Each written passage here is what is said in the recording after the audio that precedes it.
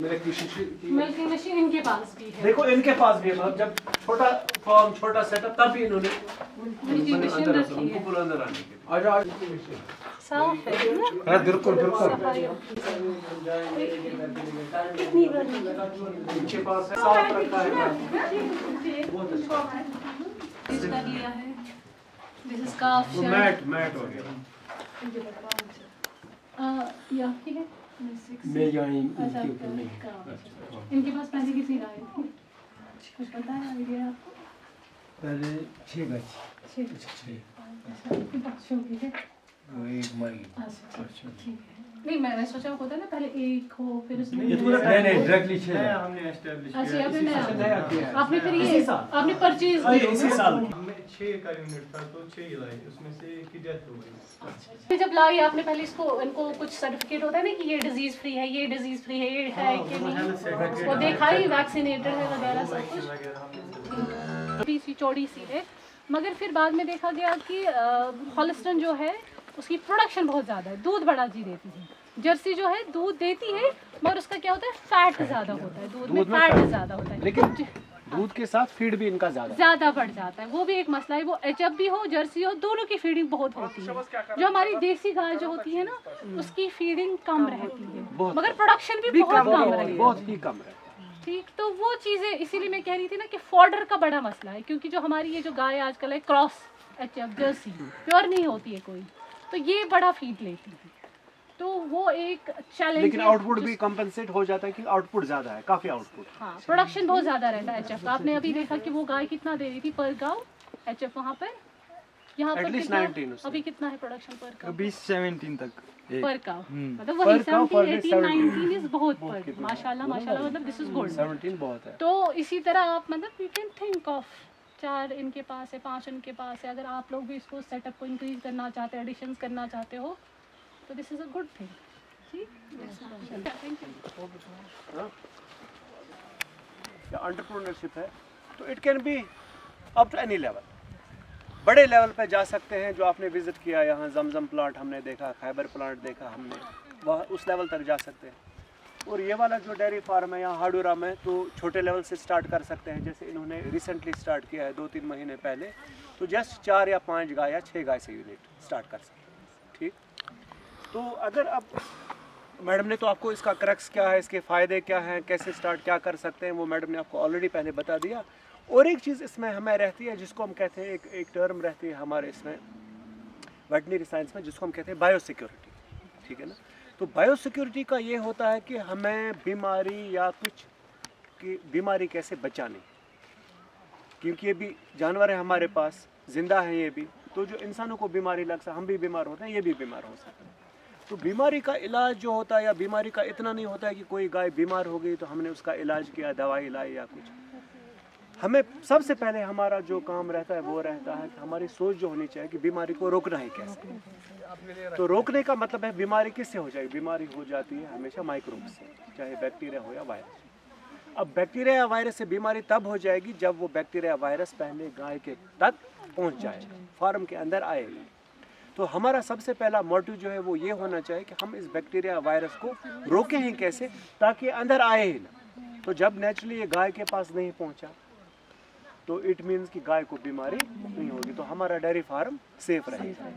सबसे पहले एक इम्पॉर्टेंट चीज़ होती है जिसको हम कहते हैं कंसेप्चुअल बायोसिक्योरिटी। कंसेप्ट फार्म का दिमाग में लाना कि हमें फार्म बनाना है तो कैसे बनाना है, कहाँ पे बनाना है। सबसे पहले उसमें आता है कंसेप्ट। कंसेप्ट में ये आता है कि कुछ फैसिलिटीज़ होनी चाहिए। अगर हमें डेयरी फार्म एस्टेब्लिश करना है तो हमें ये बनाना कहाँ पे है, इसकी लोकेशन क्या होनी चाहिए। तो उसमें हमें ख्याल रखना पहले रोड कनेक्टिविटी। जहाँ पे भी डेयरी फार्म है कुछ ना कुछ छोटा बड़ा रोड वहाँ पे होना चाहिए, तो जहाँ पे हमारी कम से कम गाड़ी आ सके। वो सबसे इम्पोर्टेंट है, road connectivity, that is very important. दूसरा है कि ये कंजेशन में नहीं होना चाहिए, मतलब बिल्कुल भीड़ भाड़ में नहीं होना चाहिए। जहाँ ज़्यादा भीड़ भाड़ है, लोग आते जाते हैं, शी फार्म हमारा कहीं पे नज़दीक है, तो ये ताजा आसन की किसी हाईवे के बिल्कुल नज़दीक या बड़े रोड के नज़दीक नहीं होनी। तो ऐसी ऐसी जगह जो आप देख रहे हो ये आइडियल होती है। आइडियल दोनों हिसाब से, एक तो थोड़ा भीड़ भाड़ से दूर रहते हैं तो इन्फेक्शन आने का चांस कम रहता है, ट्रांसपोर्ट कम रहता है, जिसको हम कहते हैं ओवरऑल ट्रैफिक, चाहे वो इंसानों का ट्रैफिक हो या जानवरों का ट्रैफिक हो। ठीक है ना। तो ये पहले हमारा ओवरऑल ट्रैफिक होना चाहिए कम। और दूसरा इसकी लोकेशन वहाँ पे कि वाटर लॉगिंग ना हो, जैसे कि यह गस डैम ज़मीन आसन की सैर गस आब गस वारिया जमा अंद अंद, क्योंकि आबस मज वारिया जो हमारे पैरासाइट्स होते हैं, बैक्टीरिया हो सकते हैं, इनका ब्रीडिंग ग्राउंड रहता है यही मॉस्किटोज फ्लाइज। यह गस सो अभी ज़मीन तन कि गस खुशक पान प्रेफर करना थोड़ी सी हाइट पे होगी ये जगह, ठीक है। जैसे ये फार्म आपने देखा, वो फार्म देखा, अच्छा बड़ा ड्राई अंद, बहुत अच्छा एम्बियंट एटमॉस्फेयर। तो हमें जगह भी वो चूज़ करनी है जो इस हिसाब से ठीक हो। रोड कनेक्टिविटी, उसके बाद इलेक्ट्रिसिटी, पावर सप्लाई, वो बहुत इंपॉर्टेंट है। वो भी हमें देखना है कि अगर चलो इस टाइम पे यहाँ सप्लाई नहीं है, क्या ऐसा है कि फ्यूचर में हम लोग यहाँ पे ला सकते हैं। इलेक्ट्रिसिटी सप्लाई ज़रूरी होनी चाहिए। तो ये बहुत एग्जॉस्टिव है, तो मैं आपको शॉर्ट में बता रहा हूँ कि जब जैसे आपको फार्म एक खोलना है तो आपको उस टाइम पे कंसल्टेंसी लेनी है यूनिवर्सिटी से। कंसल्टेंसी तो हमारे एक्सपर्ट जो मैनेजमेंटल एस्पेक्ट से होते हैं, तो वो आपको पूरा एक लेआउट, एक स्केच बना के देते हैं कि आपका फार्म कहाँ होना चाहिए, किस तरह से हो गया आपका कंसेप्ट पहले। उसके बाद है स्ट्रक्चरल बायोसिक्योरिटी, कि हमारा स्ट्रक्चर कैसा होना चाहिए एक फार्म का, क्योंकि ये वो वाली चीज़ें हैं जो हम बाद में चेंज नहीं कर सकते। ये हमें पहले ही फाइनलाइज करके रखना है। आपने कंसेप्ट बनाया कि हमें भाई इस जगह फार्म बनाना है, आपने स्ट्रक्चर बनाया कि बिल्डिंग इस तरह से होनी चाहिए, ये वो चीज़ें जो बाद में चेंज नहीं हो सकती। उसके बाद आपका स्ट्रक्चर आया, स्ट्रक्चर बिल्कुल साइंटिफिकली बनाना है। जैसे मैडम ने आपको पहले ही बोला कि गाय है, हमें इसके वेलफेयर का भी सोचना है और साइंटिफिकली देखना है कि एक गाय है, एक गाय कितनी जगह लेगी। उसके बाद हमारा अगर 6 का यूनिट है तो उनको आपस में कितनी स्पेस देनी है, हमारा जो रूम है कितना बड़ा होना चाहिए, हमारा मैनेजर जो है कितना बड़ा होना चाहिए, जो इनका पानी पीने का ट्रफ है वो उसकी लोकेशन क्या है, ये सारी चीज़ें हमें वहाँ पे देखनी। हमारे जो फीडिंग शेड है वो हमारे जो जहाँ पर हमने गाय रखी होती है वो उससे कितना दूर होना चाहिए, जो हमारा डंग डिस्पोजल का है, जो हम निकालते हैं वहाँ से गोबर वगैरह, वो हम कितना दूर फेंकें, क्या हमें उसको डिस्पोज करने की जगह है। ऐसा नहीं है कि वो वहीं पर डंप हो रहा है और उसमें बैक्टीरिया मल्टीप्लाई करेंगे और बीमारियाँ हो जाएंगी। तो ये सारा आ जाता है स्ट्रक्चर में। तो पहले पूरा एक साइंटिफिकली हमें एक स्केच बनाना होता है कि कहाँ पे हम कौन सी जगह रखें, फीड कहाँ पे रखेंगे, मिल्किंग कहाँ पे होगी, जब हमने मिल्किंग की उसके बाद मिल्किंग रूम कहाँ पे होगा, तो वो क्या वो मिल्किंग रूम किस तरह से साफ़ रहेगा, हमारी वेंटिलेशन कैसे है, कितनी खिड़कियाँ रखनी है, कितनी हाइट रखनी है, क्या नीचे फ्लोर किस टाइप का हमें रखना है, कितनी खिड़कियाँ होनी, उन खिड़कियों की हाइट कितनी होनी चाहिए, कब खोलनी है कब, ये सारा प्रोविजन जो है ये आ जाता है इसमें स्ट्रक्चरल बायोसिक्योरिटी कि ये वो चीज़ें बाद में चेंज नहीं हो सकती। तो उसमें भी आपको एक्सपर्ट एडवाइस उस टाइम पे लेनी है कि अगर हमें फार्म बनाना है ये सारी चीज़ें उसमें पहले ही चाक आउट होनी चाहिए कि ये वाली चीज़ें जो स्ट्रक्चर हमारा है वो कैसा होना चाहिए, हमारा बाहर का रोड कितना बड़ा होगा, हमारा अंदर का रोड कितना बड़ा होगा, जो हमारा दरवाज़ा है वो कितना बड़ा होगा, ये सारी चीज़ें उसमें आ जाती है। तो ये भी पहले चाक आउट करके रखें। दूसरा होता है जिसको हम कहते हैं डे टू डे ऑपरेशन, जिसको हम कहते हैं ट्रैफिक कंट्रोल या उसको हम कहते हैं ऑपरेशनल बायोसिक्योरिटी।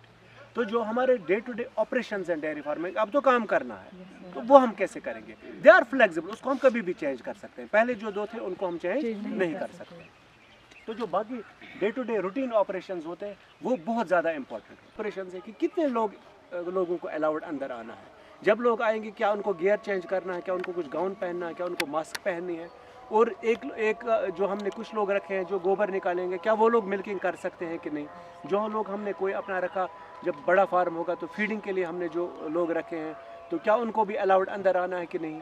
तो ये सेपरेट हमें पहले एक डिवीजन ऑफ लेबर करना है, ताकि इससे क्या होगा, ये नहीं कि कोई आदमी वहाँ जाएगा जो गोबर के साथ हैंडल करेगा तो वो ऐसे ही फिर उसके गंदे हाथ होंगे, वो जाएगा मिल्किंग करने के लिए या कुछ।